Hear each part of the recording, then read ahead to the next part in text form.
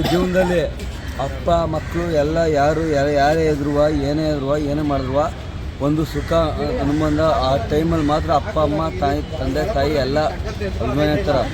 ಆದರೆ ಒಂದು ಸ್ಟಾರು, ಈ ಸ್ಟಾರಲ್ಲಿ ಇದರಲ್ಲಿ ಜೂನಿಯರ್ ಸ್ಟಾರ್ ಕ್ರೇಜ್ ಸ್ಟಾರ್ ಅಣ್ಣ, ನಮ್ಮ ಅಣ್ಣ ಮಾಡಿರೋದು ಕ್ರೇಜ್ ಸ್ಟಾರ್ ಅಣ್ಣ ಮಾಡೋದು.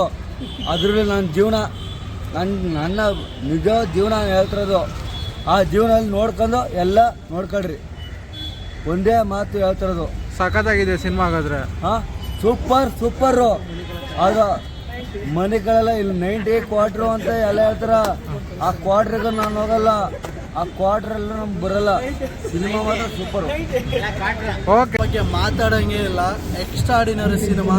ಜನಾರ್ದನ್ ರೆಡ್ಡಿ ಮಗ ಅಂದರೆ ಒಬ್ಬ ಕೋಟ್ಯಾಧೀಶ್ವರ ಮಗ, ಕೋಟಿ ಕುಳವರು, ಚಿನ್ನದ ತಟ್ಟಲ್ಲಿ ತಿನ್ನಂಥವ್ರು ಅವರೆಲ್ಲ.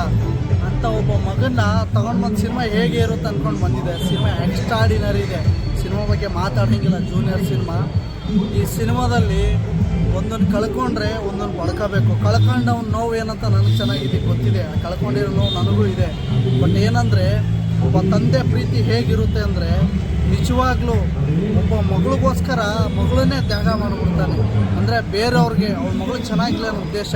ಬಟ್ ಪ್ರತಿಯೊಬ್ಬರು ತಂದೆ ಏನೇ ಮಾಡಿದ್ರು ಅದ್ರ ಹಿಂದೆ ಒಂದು ಉದ್ದೇಶ ಇರುತ್ತೆ. ಅದನ್ನು ಮರೆತು ಬಿಡ್ತೀವಿ, ಮರೆತು ತಂದೆ ನಿನ್ನೇನೋ ಮಾಡ್ತೀವಿ. ಬಟ್ ಆದರೆ ಪ್ರತಿಯೊಬ್ಬ ತಂದೆ ಪ್ರತಿಯೊಬ್ಬ ಮಕ್ಕಳಿಗೆ ಬಯಸೋದು ಏನಂದರೆ ಒಳ್ಳೆಯದನ್ನೇ. ನಮ್ಮ ತಂದೆ ಅಂತೂ ನನಗೆ ಬಯಸಲಿಲ್ಲ, ಬೇರೆಯವ್ರು ನೋಡಿದ್ದೇನೆ ಎಷ್ಟೋ ಜನನ.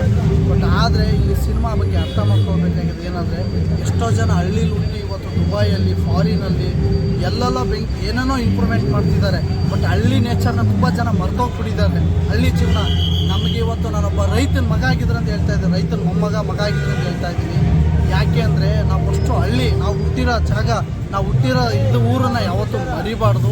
ಅದ್ರ ಕಡೆ ನಾವು ಗಮನ ಇರಬೇಕು. ಹಳ್ಳಿನ ಬೆಳೆಸಬೇಕು, ಹಳ್ಳಿನ ಉಳಿಸ್ಬೇಕು. ಯಾಕೆಂದರೆ ಈ ದೇಶಕ್ಕೆ ಬೆನ್ನೆಲುಬು ರೈತ ಬೆಳೆದು ಅನ್ನನೇ ತಿನ್ಬೇಕು. ನಾವು ಬೇರೆ ಏನೂ ತಿನ್ನೋಕ್ಕಾಗಲ್ಲ. ಫಸ್ಟು ಅದನ್ನು ನಮ್ಮ ಕೈಲಿ ಏನು ಶಕ್ತಿ ಇದೆಯೋ ಅದನ್ನು ರೈತರಿಗೆ ಹೆಲ್ಪ್ ಮಾಡೋದಕ್ಕೆ ಹೋಗ್ಬೇಕು ಮುಂದೆ ಅಂತೇಳಿ.